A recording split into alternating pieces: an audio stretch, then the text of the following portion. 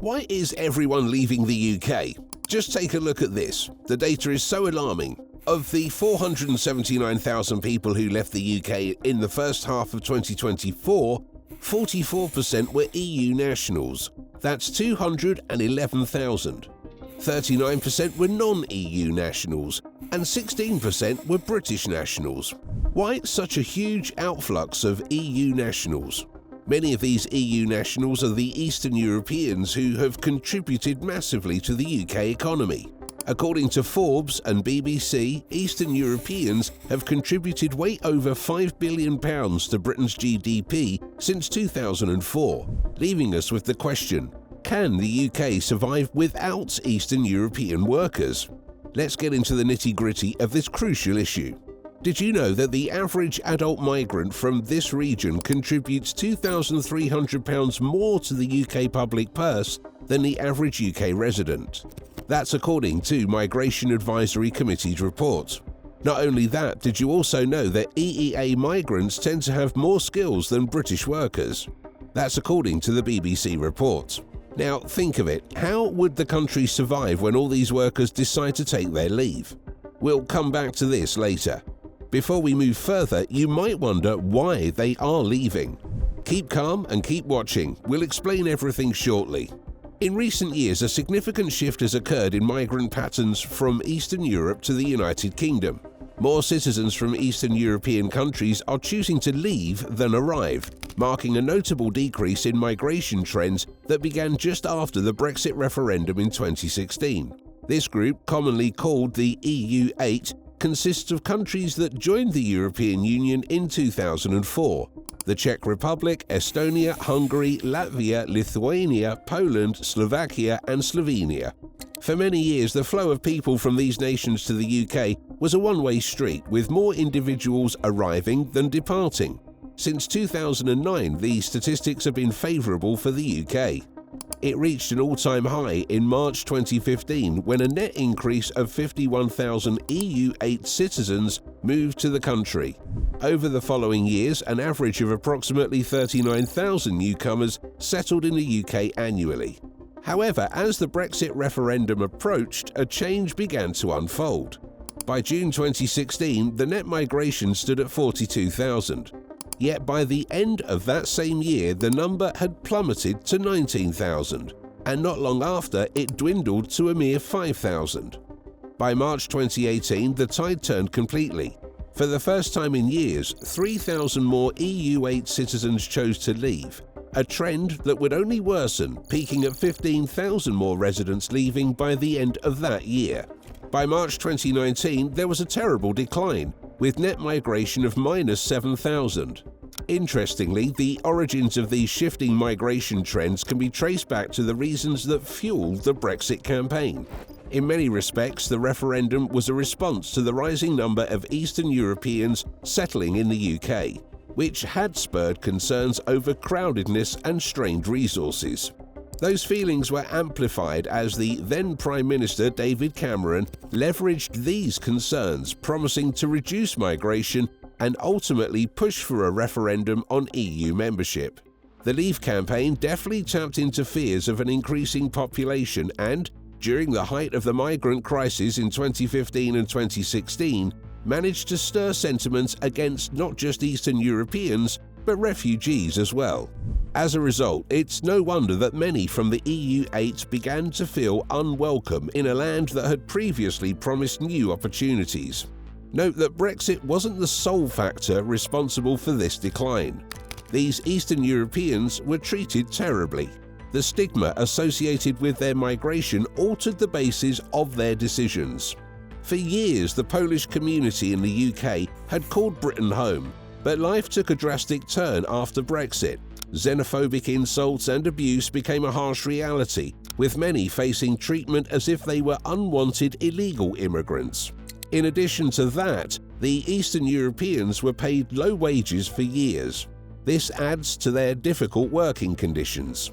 Do you know that more than 90% of the UK's manual labour in the agriculture sector is done by Eastern Europeans? Now they are leaving, and Britain is already feeling the heat. It's been a harsh reality for farmers in the UK.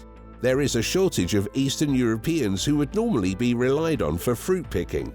Peter Bourne, the general manager of Numa Fruit Farms in Kent, was asked what would happen to the fruit on his trees if not picked. What will happen with all this beautiful fruit if it isn't picked? If it's not picked, it will just fall onto the floor and be wasted. If it were just about having wasted farm produce, it would have been better. Unfortunately, there's more.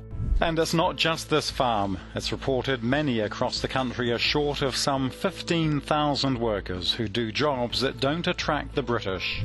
Apparently, this is just the beginning. It will get worse by the end of the decade. Now that those people aren't here, the farmers will have to pay actual living wages to British nationals, increasing the prices of fruit and legumes.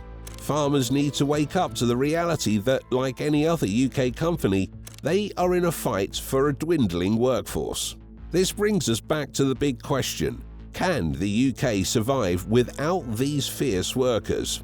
On the other hand, with the rise of online jobs and the possibility of earning from anywhere in the world, workers from the East now earn more at home than before. So for potential Eastern European migrants, moving to Britain looks less attractive. The UK's economy has relied heavily on Eastern European workers for many years. These workers have filled crucial roles in various sectors, particularly agriculture, construction, hospitality and healthcare. The potential for the UK to survive and thrive without Eastern European workers is a matter of significant debate. Several factors must be considered when analysing this complex issue. First, it's essential to recognise Eastern European workers' contribution to the UK. Since the expansion of the European Union in 2004, millions of people from countries like Poland, Hungary and Romania have moved to the UK in search of better job prospects. Many have found employment in low-wage, labour-intensive sectors that struggle to attract domestic workers. This influx has helped fill essential gaps in the workforce, allowing industries to function and grow. However, as the UK reassesses its relationship with Europe following Brexit, the landscape has changed dramatically. The end of free movement has resulted in a significant decrease in the number of Eastern European workers entering the UK. Employers across various sectors are feeling the pinch. Many have reported difficulties in hiring, leading to increased labour costs and, in some cases, reduced productivity. Businesses that relied on a steady stream of Eastern European labour are now faced with the challenge of finding alternative solutions. Another significant consideration is the economic impact of losing Eastern European workers. The UK has benefited from the skills and labour that these workers provide. Losing this workforce could slow economic growth, reduce productivity, and even harm certain industries. Sectors like hospitality and agriculture, particularly vulnerable, could see a drop in output. In turn, this might have a ripple effect on other areas of the economy, as reduced production can lead to less demand for suppliers and service providers.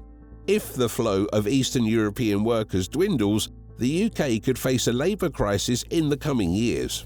The government and businesses must think creatively about attracting workers through immigration policies, training programs, or incentives to draw younger individuals into fields that struggle to attract talent. International competition is another element at play. Countries that historically attracted Eastern European workers may adapt to the situation more swiftly, tailoring their policies to attract foreign labour. The UK could lose out to these countries if it fails to create an attractive environment for workers. If Eastern European migrants choose to settle elsewhere, the UK's economy might suffer long-term consequences.